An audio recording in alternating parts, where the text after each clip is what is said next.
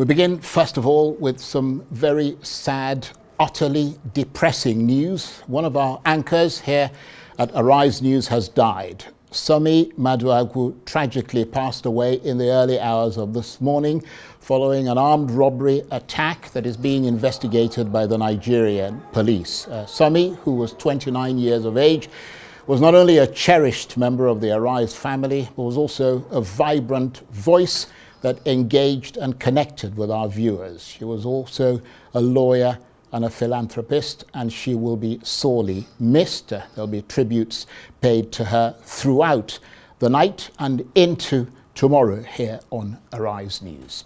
But back to the present. After a rest and a revamp, I'm back refreshed and ready to ripple out as we delve inside the raucous world of Nigerian politics, taking stock of the backstories and incendiary actions of this country's politicians. One of the most intense of those politicians is, of course, the lawmaker Senator Ali Ndume, a blistering political asteroid whose passionate advocacy against bad governance is so scathing that whenever he speaks publicly, entrenched interests brace for impact. This time, Senator Ali Ndume's focus is on what he says is the ostentatious display and disgraceful cultural acceptance of the spoils of systemic corruption. He's particularly concerned about how the corrupt are able to advertise their luxury lifestyle publicly, flaunting their ill-gotten wealth without triggering any response from the government, anti-fraud agencies, or the public at large. In fact, says Senator Ndume, the government and the people seem to throw the doors of protection open to the corrupt, welcoming all those with resources, irrespective of how they were acquired, and absolving them of any consequences, whilst feeding off their toxic greed. So what does he think can be done about corruption in a country rancid with corruption? Well, for more on this, I'm pleased beyond measure to say that I'm joined now in the studio by the omni-famous political solitaire and former Senate Chief Whip, Senator Ali Ndume. Nice to see you, even if I'm seeing you in rather depressing circumstances, given the news that we started with. But that's one of the things that you've been talking about, security in this country. Yeah. At one time I was thinking maybe we'll call off the interview because it's very, very sad, especially happening this evening. We just say may her soul rest in peace. Amen. And I hope that the police or the security agencies will unravel this as quick as possible so that the necessary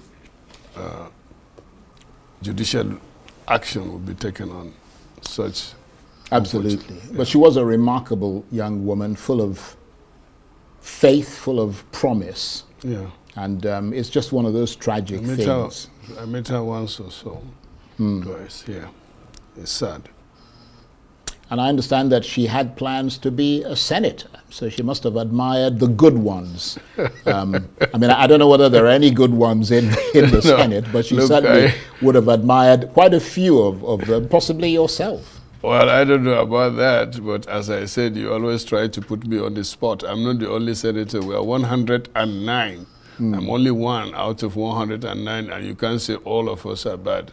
Well, at least there will be some guys that are just above. Borderline. Yeah, no, or even above the border. Right. Well, let's move on and let's start with the big story of the day. I mean, this country's largest oil and gas workers union, PENGASSAN, is embarking on a strike that shut down oil and gas operations across Nigeria. The action is against the Dangote Refinery. You talked about that quite a bit. PENGASSAN is accusing them of violating labor laws by dismissing hundreds of workers who opted to join the union, replacing them with foreign workers. Dangote, of course, has dismissed the allegations as patently false misinformation designed to disrupt operations. Dangote says there be no mass sackings and insists that it's acted within the law and in accordance with labor best practices. I mean, what kind of questions does this raise for you? No, actually, from day one, even long time ago, I was against this kind of so-called unionism that only serve the interests of the individuals within, regardless of the interests of the nation. I mean, this PENGASSAN is supposed to serve the interests of the country first. And you know this, their profession that has to do with petroleum products affects everything. And this is Nigeria, this is supposed to be a free country. You can't force somebody to be in the union. And if you choose to be in the union... Yeah, but they didn't say they forced anybody. Okay, but what I'm saying is, Dangote is a private businessman that established a refinery that is his own. And you can't come from there as petroleum senior staff or whatever they call themselves and impose anything on a private individual. But I mean, let me get there. Okay. There's a common example here. We have ASU, isn't it? You know ASU? Yeah, that's the academic staff. But the staff of private universities that are getting to about 100 in this country now, they are not part of ASU. It's a private. You have private hospitals all over in this country. They are not part of any union. You have a NUC.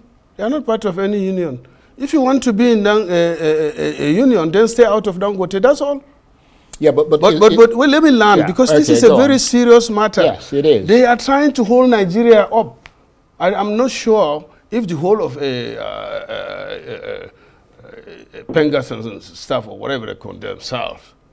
You know why I'm angry? Because anybody that is just thinking about himself and not thinking about Nigeria is my enemy, so to say. But they would argue that they are also thinking of Nigerians because the workers... No, they are not thinking about Nigeria. Hold on a minute. The workers they look after are Nigerians, and they say the issue here, the bigger issue, is of the protection of workers and what this country is prepared to do to guarantee their protection. Please, Charles, you know that I don't know whether you are part of PENGASSAN yourself. Do I look like an oil? Am I wearing a hard hat? No, Do I look like an oil worker to you? The problem with the oil people, you just see them as an innocent people, but they are the people just holding the neck of Nigerians just like that.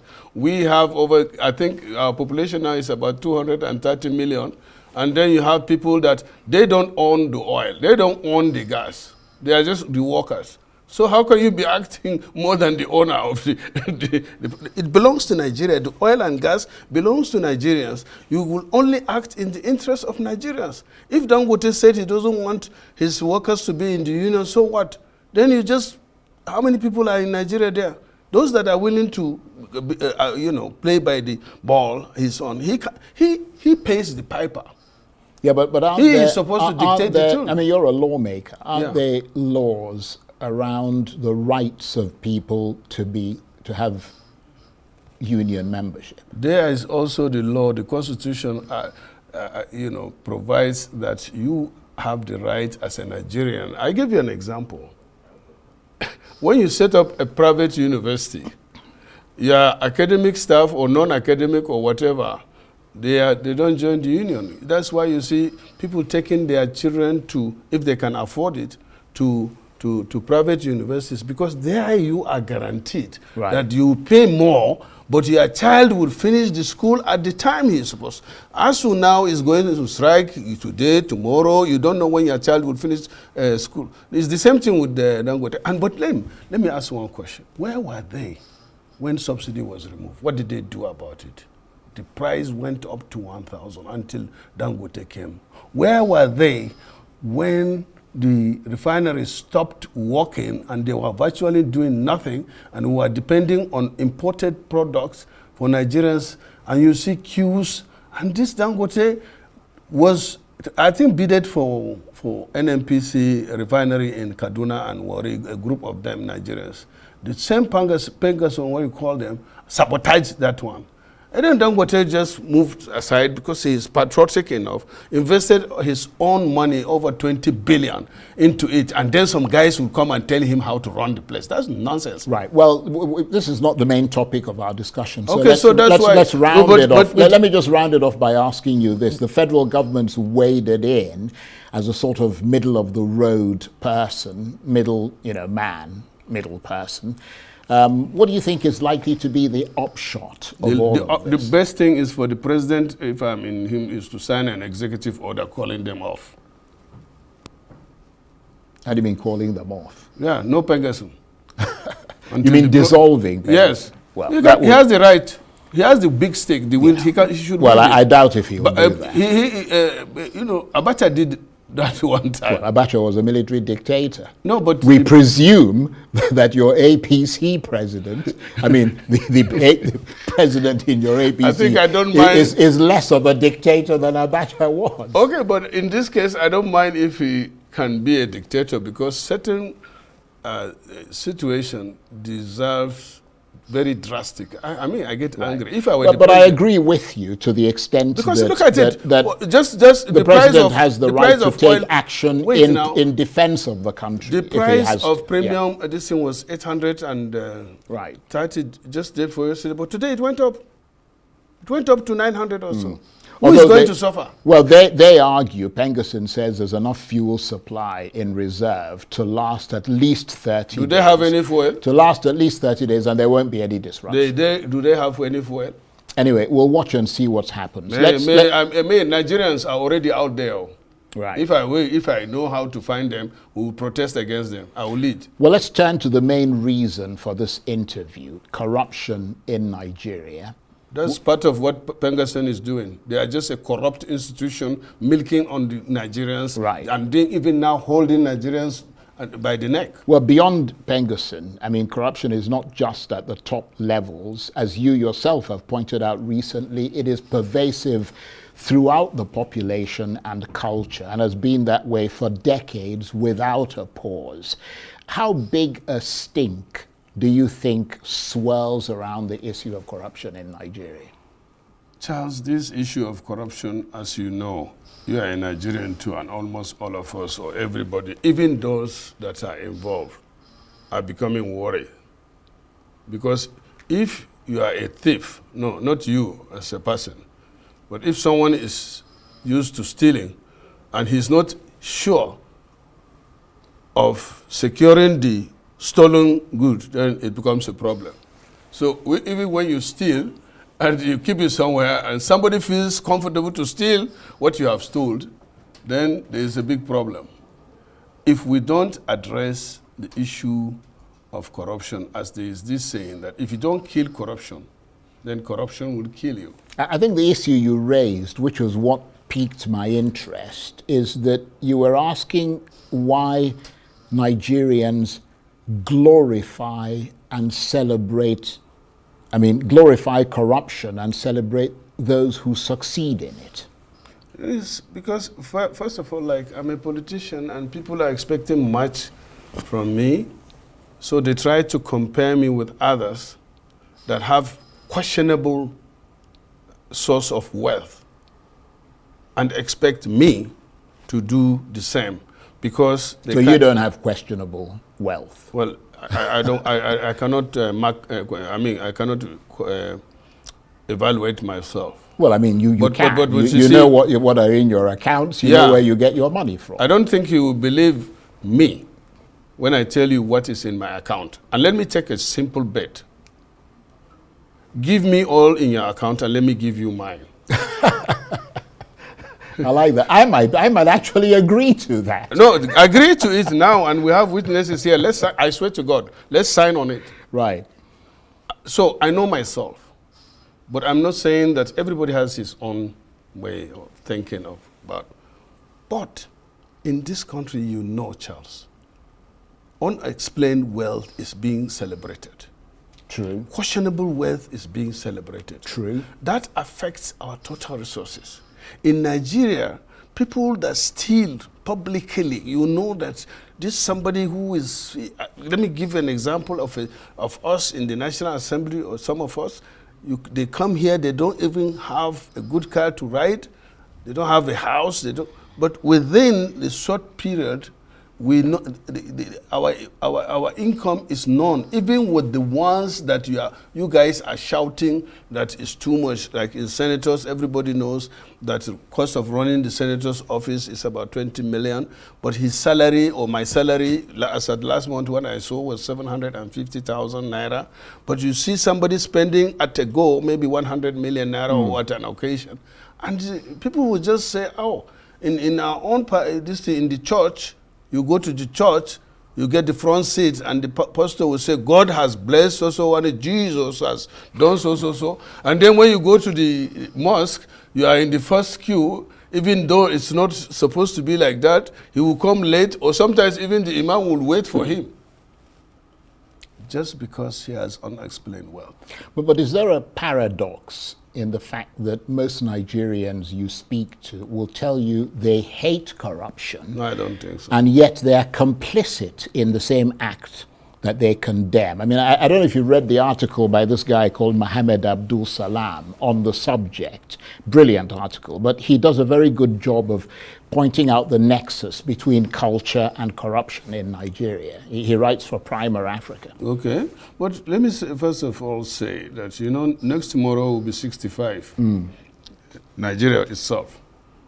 I'm older than Nigeria with 1 year. I will be 66 in November. When we were growing up, we knew that especially politically exposed people are subject of scrutiny in the eye of the public. The famous Sardauna Ahmadu Bello was jailed on a suspicion or as related to revenue of the government, and so many others. I know of my people who went to prison because they cannot account for the common jangali, what you call it, local taxes. But today, you see, most of us, the politically exposed people, have virtually corruption has been legitimized, and people don't even think about it. They sleep with their two eyes closed or even celebrate it. Even when some of them, when they go out, they are declared as criminals and jailed, and when they come back home, they are celebrated. But why doesn't that kind of thing ever raise the hackles of the people in the National Assembly who represent the Nigerian people? I mean, corruption is something that is plaguing this country on virtually every level. It's in the schools, it's in the markets, it's in the hospitals, it's in the ministries, it's everywhere. I mean, and the National Assembly is there to represent the interests of the people. No, why is it? Is it because they themselves are allegedly active participants in that process? I'm not here to defend the National Assembly or to even blame it, you understand? But the fight against corruption is supposed to be a collective responsibility. In fact, it's supposed to start from the executive down to judiciary and then the corrupt anti-corruption agencies. We have the ICPC, we have the EFCC, we have the DSS, we have even the police, or even the judiciary itself. And let me admit that we have very nice guys that can do their job heading these institutions, especially this time, because I personally know the chairman of EFCC. I also know the chairman of ICPC, and I know that of DSS too. These are guys, and the institution can be useful to start addressing this matter. Not the type they're doing now by just media trial and all that. No, this is supposed to be covert operation. And that's why I say, once, like in Britain, they have what they call UWO, Unexplained Wealth Order. They will just go and obtain an order from the court, and then what you have that is above your normal income will be confiscated until you prove ownership or the source. That's been done there. Yes, I think that's a good point. Yeah, in the US, what they do is they confiscate first. And then if you think that it belongs to you, then you go and prove it. But in Nigeria, it's not the case, because our law has a lacuna, and that is the biggest problem. In other criminal offenses, You are presumed guilty until proved, until there is a proof beyond reasonable doubt. You understand? But reverse is supposed to be the case. Well, you mentioned the people who run the anti-graft agencies. I mean, you talked about the EFCC chairman and so on. It's interesting that they themselves, who are supposed to be fighting graft, are often hounded out of office. I mean, with allegations of corruption trailing them. Yeah. I mean, virtually every one of them. I mean, you know, their tenures ended with some form of controversy involving allegations of impropriety. And even in some cases, they were arrested and detained. I mean, so if the allegations are to be believed, at least some, if not all of them, become allegedly the criminals they're supposed to be going after. Yeah, because that is normal characteristics or this thing of corruption. When you are dealing, it's everywhere. Even in the, you know, it's like they are dealing with criminals, mostly like politically exposed persons. Then you are talking about drug dealers. In some cases, you are dealing about criminal businessmen. You know, they will go out of their way, or they will go too far to implicate or bribe you or come around. So it's not easy. But as I said, the cream of head of anti-corruption agencies we have now, given the right instrument, they will be able to do a good job. But is there pressure on people like yourself in positions of influence to be corrupt? Because Nigerian society, I mean, you've said this before, encourages very high expectations of you if you're in a prominent position. So for instance, if you don't give contracts or positions to your people, they'll say you're a fool and that you're selfish. So the more you share your piece of the national cake with your people and your friends and your cronies, the less it is considered corruption by them, and they'll come to your defense. You're right. In most cases, as I said, corrupt people are tried. So I think few in Nigeria were tried outside, and when some of them are even jailed, but when they come back home, they are being celebrated. That is true. The opposite is the case. Good evidence of that. Yeah, the opposite is the case if it is outside. Because of the shame associated with that, some even commit suicide. Yeah, and you're virtually ostracized. And then some of the countries are completely intolerant. Just day before yesterday, a minister in China, Jiang, or what is his name, was sentenced to death. A whole bunch of people were also sentenced. And the senator, today, actually. Senator Mendes, or yesterday, was alleged to have collected bribe from Egyptian government. He's now serving, I think, 5 years imprisonment, including his wife, because he was given. But you don't push for these things. I mean, you're how can I push something? You're the lawmakers. No, why don't you push for this to become law? To be fair to us in the National Assembly, we established ICPC. We established the law. We established EFCC. And then we gave the DSS powers. And I'm a legislator now asking the president or the government to sponsor an executive bill on unexplained wealth. So it's not like, because this corruption at the end of it doesn't help anyone. Because if you steal 1 million today, and then you share it, and then maybe you keep just part of it, next time more people will be coming, urging you to steal more. But that's pretty much what is happening, isn't it? Yeah, and it will go. No, thieves are being celebrated. There are some of our colleagues that, because of the position they are occupying or the influence they have, you know, they dip their hands or they connive with... when you say you mean your colleagues at the National Assembly? Yeah. Yeah. Because some of them cannot explain their wealth anyway. And that is what we're talking about. But nobody asks them anyway, so they don't have to explain it, do they? No, I don't think so. As I said, number one, these are people that constantly cycle around the powers to be. So they feel protected. They feel protected. And then some of them even pay protection fee. You know what I mean with that? You mean like the mafia? Yes, when they steal, the money, or then they also to keep the rabble rousers quiet. Quiet. Well, you're a rabble rouser. Do they try to keep you quiet? No, I don't think so. It's only when, it's only when you have something to hide that you fear. So they avoid you because they know they might come to you and you go on the television. No, it's not like that. So many people used to go on television, but they can't find anything against them. For me, as I said, I wish if this thing would be adopted, and I should be the first one to be. Yeah.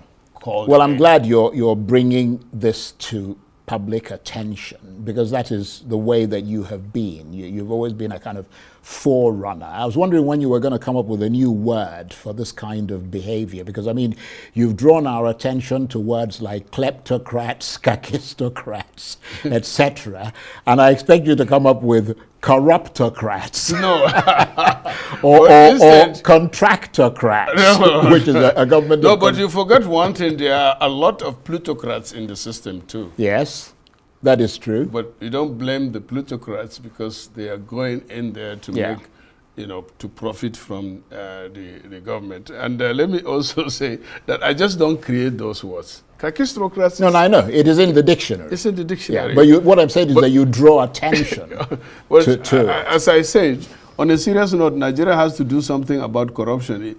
And I repeat that if we don't kill corruption, then corruption will kill all of us. But what about the prevalent notion that if you are a politician, it doesn't matter what shade of politics you pursue, never criticize the ruling APC, which is your party. Instead, join the party and you'll be fine because all your EFCC problems will disappear. Is that a fact? No, I don't think so. But I can say that whether deliberately or by default, some people will be in the system and no eyebrow is raised about allegations or accusations that has to do, but suddenly when they have a brush with the government, then they try to come after him. At one time, I think, as I was following my own case, I discovered that they have to find something to talk about it. And at one time, it has gone off now, but it was on social media, online, this thing, that I am one of the richest senators. In fact, the 10th one with over $500 million. And and you said, no, I'm only worth $100 million. No, I said, if I have $1 million, I will be with you in London. With whom? With you. You will get me an apartment or I'll buy a house. I'm telling you. Yeah. So for me, if we are really going to find corruption, it should start by me being investigated to explain. And you're happy to be investigated? I will be. Because I'm politically exposed person. Yeah. They should check my bank accounts or what I have in the bank and call me in to explain how I got that balance. That is, if there is any balance anyway. Well, let's see what happens. And before I forget, we agreed that you are going to transfer all your monies in the bank. No, we didn't agree. Oh, well, I'm just told that we've got, I mean, the time has been flying. We've done, almost 45 minutes. But let's talk about politics briefly, because you've been fist bumping, mingling with members of the ADC opposition coalition. Some of their messages seem to politically connect with you, such as that your party is running this country, badly, but they haven't managed to convince you to leave the APC. Is it still your position that you want to change things from within the APC? Yeah, I still maintain that. There's this saying in Hausa, I will explain in English, the Sabon Gini Gara Yabe. What that means, instead of building a new house, you better fix your. So I'll try to do that. But as I said before, if the cracks and this thing, the rafter and everything is going, especially, and then if it becomes better or necessary for you to build another one instead of staying in this one that will collapse on you. That is it. I still believe that things can be corrected. I still believe, and I still wonder what is happening. But when you have a good captain and the crew are not good, that is another thing. So you think Tinubu is a good captain, but the crew around him are Tinubu, not? I believe that Tinubu has interest of this, but I don't understand what's good. I must confess, Right. Charles, because you see, this man, this is the same man. You can't. There are certain things that are happening. For example, I raised it here in terms of appointment, but he responded, and now people raise issues of imbalance in infrastructural development, and then you see that is what is on the ground, and then you see people announcing about programs, which is beautiful, but you know, people don't see it, people don't feel it. And you begin to wonder, what is happening? Unfortunately, as I said, unless he takes drastic measures, the kakistocrats that have dominated the system, and unfortunately, again, most of them are still kleptocrats. And you find it very difficult to convince, especially when you hear something, you don't feel it, you don't see it, it becomes a problem.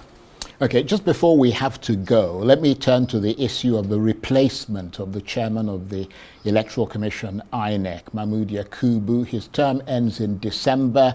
There's a clarion call out for the position to be advertised, for those nominated for the position to be made public, and for Nigerians to get fully involved in the selection process rather than just leaving it to the president to make that decision. Where do you stand on that? Well, it doesn't matter. The president, as at now, by the law, is having the prerogative of appointing INEC chairman. And the INEC chairman is supposed to come before the National Assembly. I don't know why this is being made as a big deal. Yeah, but the problem is that people feel that every time people like that, who are so important and significant, come before the Senate for screening, that you tell them to take a bow and go away. Then we are accountable to the public. If we dare do that, that is what I'm saying. We should be held accountable. You're saying if you dare do that. Yes. You did that. You were supposed to have a person by person vote for the state of emergency. You didn't do that. We didn't so do you're that. Saying but who's going to hold you to account? But you're the one supposed to hold people to account. But you know that I oppose that, isn't it? Yes, I was you there. did. I was a single voice. I account for my own. But as I can say, that definitely if the Nigerian public that elect us, and an individual is appointed by the president, and before the nomination comes up, and people are saying, no, we don't want this man. The senators cannot say, okay, we want him. I can tell you that. The voice of the people, in some case, the voice of the people, we locally say, is the voice of God, not even voice of senators. Vox populi, the voice of the people. So if people don't want somebody that is being nominated, or he has questionable characters, or for whatever reason, Nigerians have the right to reject it. And I'm telling you, how are you going to measure that rejection? Wait a minute. I'm not standing for the president, but this is a president that is more flexible than the previous one. May he so rest in peace, Buhari. Severally, the president appointed or nominated some people, but before they come for National Assembly screening, he would review them. Rufai is one of them. There's one woman, and then so many others that their names were brought before the Senate, but because of the public outcry, or for some other reasons, like the Rufai case, the president withdrew that appointment. So I want to wait until he announces, and if he's a Nigerian, then so be it with me. And then if he has questionable characters and the evidence are there that he had, bad record, then he will not be fit to occupy that position, and my voice will be heard. Senator? But on the overall, I believe that, we should concentrate on governance instead of all this. Whoever is the INEC person, if he is to perform his duty according to the Act establishing INEC and the Constitution of Nigeria, that's okay. But you see, if we are personalizing government and now privatizing it, then it becomes a problem. Indeed. Yeah. Senator, I want to thank you very much indeed. It's always brilliant seeing you, and I'm glad you're the one who ushered me back into the chair, as it were. Nice, spirited discussion. Senator Ali Ndume is a senator under the umbrella of the ruling APC party, and he was, of course, the former chief whip of the Senate. Thank you very much indeed. Good to see you. Thank you, Charles, and sorry for what happened. May her soul rest in peace. Amen.